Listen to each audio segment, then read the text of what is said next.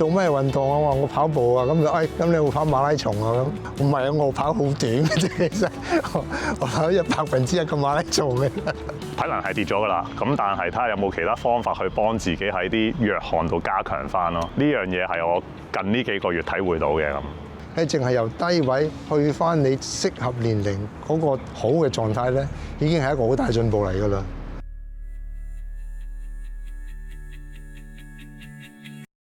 咁其實田徑咧係我本身都熱愛嘅運動嚟，咁由好細個讀中學開始已經玩㗎啦。咁畢咗業之後咁又停咗啦，咁係到差唔多20年前啦，咁就開始玩翻啲以前啲隊友啊，咁夾埋一齊話喂翻去練走啦咁即刻又撻翻着啲火啊！我自己就踢波同田徑嘅，咁不過就即係做咗嘢之後咧，就少時間踢波啦。即係想踢都好難，又要齊人啊嘛。咁所以就出嚟練跑咯。練跑係一個人咁去做，又可以一班，咁啊時間彈性啲。以前細個咧就擺得少時間喺田徑度，咁就都有啲在意嘅，即係覺得點解？我好想跑49秒，係好想跑，因為400米跑開400米嘅就會望住呢個4字頭做目標。不過以前細個做唔到，一練咗10幾年啦。咁啊最近好似有啲機會做到喎，係啊。咁啊喺個比賽度做到50秒，咁發覺哦原來都唔係太遲嘅，即係有啲嘢唔好覺得話遲得滯，仲做唔做到咧？咁你做落先知嘅都係咁咯。所以就一路都而家都仲練緊，咁而家目標就係跑49秒咯。其實我由細到大都中意玩田徑㗎啦，玩咗好耐，由細到大由中2開始由校隊已經中意玩田徑㗎啦。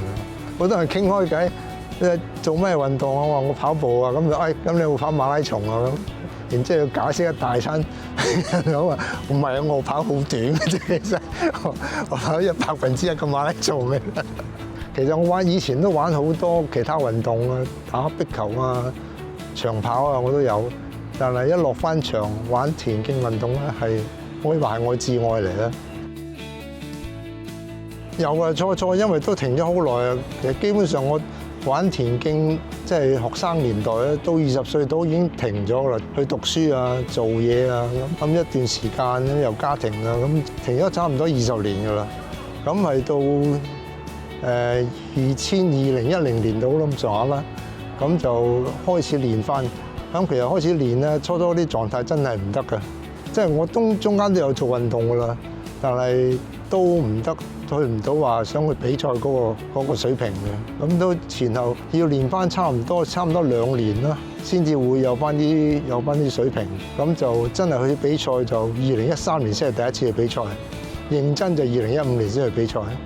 係啊，會啊，即係以前我點跑都得嘅，跑上跑落。咁而家可能你真係跑2、3轉來回，即係個體能方面係真係冇咁捱得。如果我跑400要練好多300米，以前真係衝晒嘅，係啊。咁而家可能跑到200米已經開始冇力啦，要捱個辛苦嘅，會覺得辛苦咗，係啊。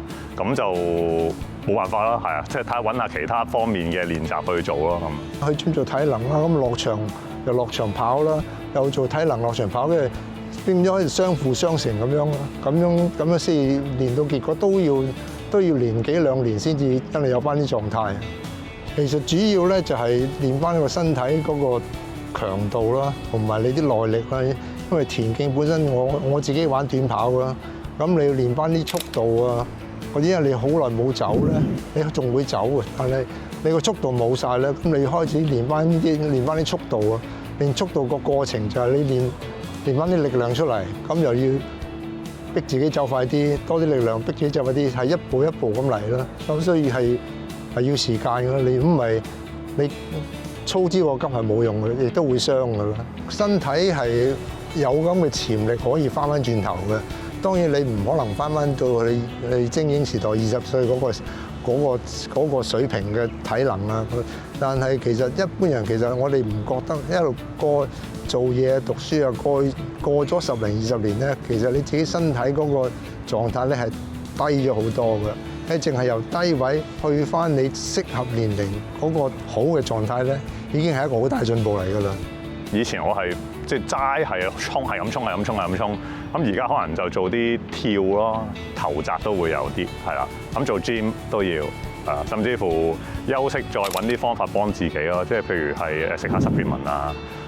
食嗰啲protein啊咁樣，等自己恢復得好啲咁樣咯。即係嗰個諗法係唔同咗。真係以前後生你就係死衝，我就係要衝快嘅時間。我可能我今日衝完，我聽日都要衝。但係而家就要諗會唔會傷啊？係啊，同埋攰真係攰，根本就已經第二日都做唔到高強度，咁就要揾其他方法去練咯。你又唔想嘥嗰日嘅話，係啊。咁而家我睇得重就係嗰個。